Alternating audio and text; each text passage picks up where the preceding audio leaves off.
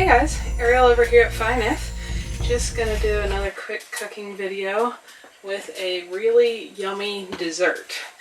Now, this is one that if you don't see it being prepared, you'll probably have no idea at all what is actually in it if you're served to it. At least that's been my experience whenever I've served this to guests.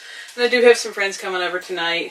And yes, my stove is still not here. It's supposed to arrive by the 22nd. Freight shipping is super slow in this area. I'm just keeping my fingers crossed that this one doesn't show up smashed and that it's not going to be more than 2 months until I have a stove back in my house.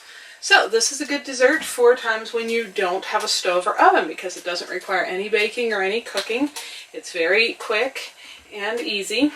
For dinner, just if you're curious, we're having steaks which are going to be on the grill outside.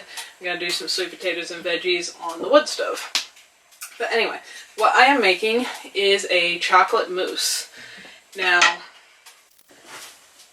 if you're wondering how that is going to happen with this pile of avocados, that makes sense. This is a really good way to use bruised or slightly mushy or over-the-hill avocados. Some of these are riper than others. That one is definitely going pretty soft.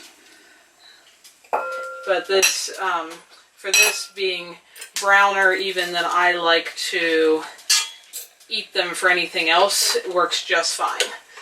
So this is a really super easy recipe. Only takes 3 ingredients, and if you happen to have overripe avocados anyway, or if your grocery store occasionally sells them when they've got too many and they're about to spoil very inexpensively, then this doesn't cost a lot. Other times the avocados can be kind of pricey, so the cost can vary a little bit for sure. But I am just scooping out all the avocados into my little KitchenAid mixer here. My mom actually gave me this when she got a newer, bigger one for the rest of my family. And so this mixer's a little bit older than me and still running just fine. Just gonna scoop all these in here quick. And you don't really need any time for this to chill.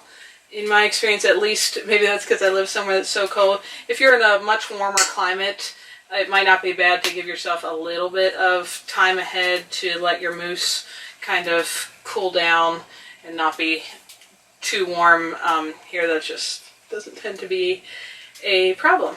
And this is a really good summer dessert. That is usually when I make it, but it's also a very good missing your oven dessert, so it's happening tonight as well.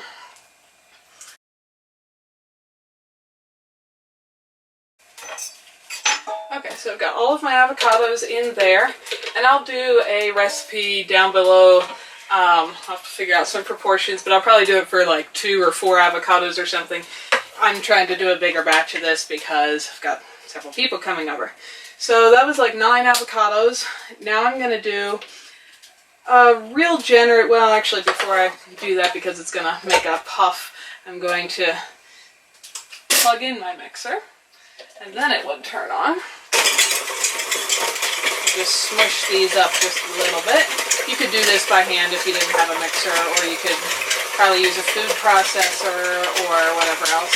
I have this and it's just a little quicker to make it nice and fluffy, so that's what I do for this. Scrape the sides, kind of scrape the chunks off in there. Now at this point it just is looking like a very green paste, and it's a little bit hard to imagine this is going to turn into a chocolate mousse.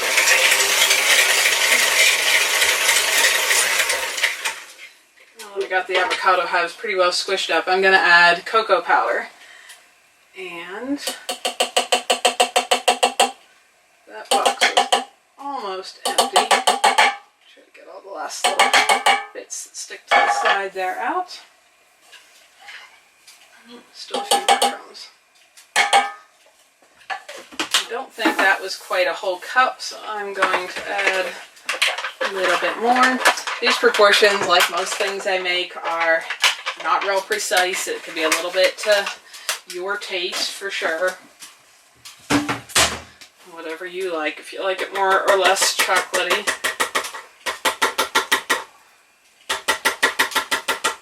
But I'm going call that good for now. You do tend to get just a little bit of a pop out of there with something dry like cocoa powder when you first start mixing. So the avocado makes it a little bit wet.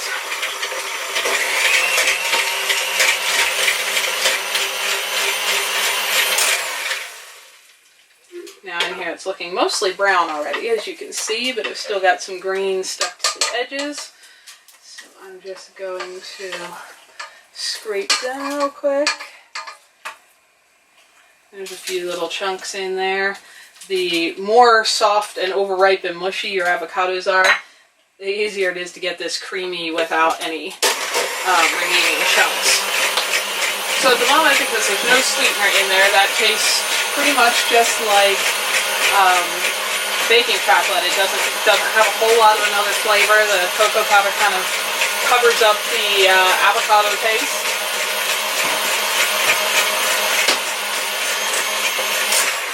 And now for sweetener, you could do anything you like. You could use any kind of sugar, honey. I like maple syrup because I like the flavor of that. So this is some real maple syrup.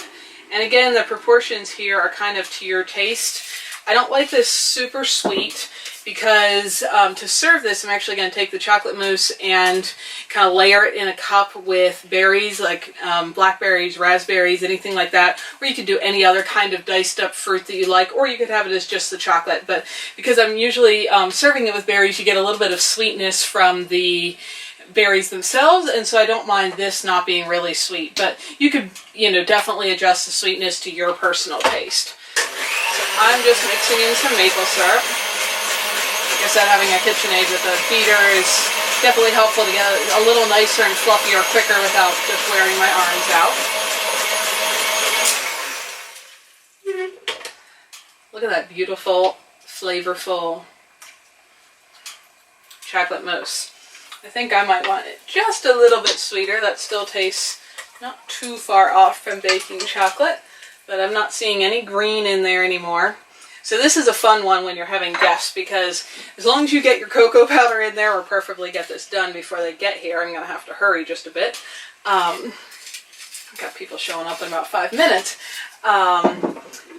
Nobody who tastes this is going to taste avocado, I can almost guarantee you, and so it's really fun to have people try to guess what's in the mousse, because it's not obvious at all.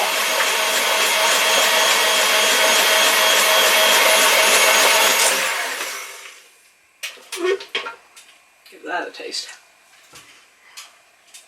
I'm pretty happy with that.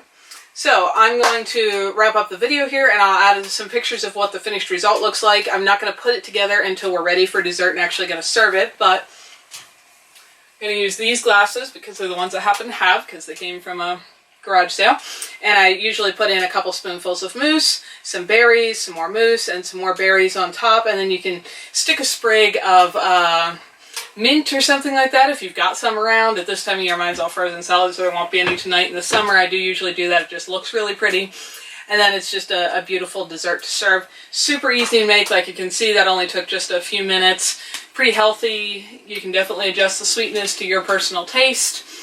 Hopefully that gives you guys some ideas for something else to try for a dessert and surprise your guests. Here you go. Finished product. Quick, healthy, and beautiful. Just a fun dessert to serve to anyone that you might be cooking for. Thanks for watching, folks. If you're interested in more info on my off-grid tiny house life, check out some of my other videos here. And if you like what you're seeing, click the little picture of my house to subscribe, and then hit the little bell so YouTube actually notifies you every time there's a new video available. See y'all next time.